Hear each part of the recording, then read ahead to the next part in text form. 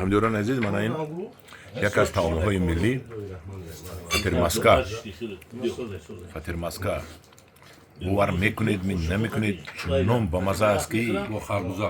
با خربوزه داخل این هست فطیر خانه اکه امونده خانه اکه حاج امونده با راهبری حاج کمال انا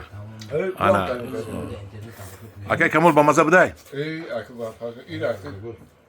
اون مردم بعد خورد مون میکنه میگه خودم تو خام نه خودایی تو نیچه پیشیده وقتا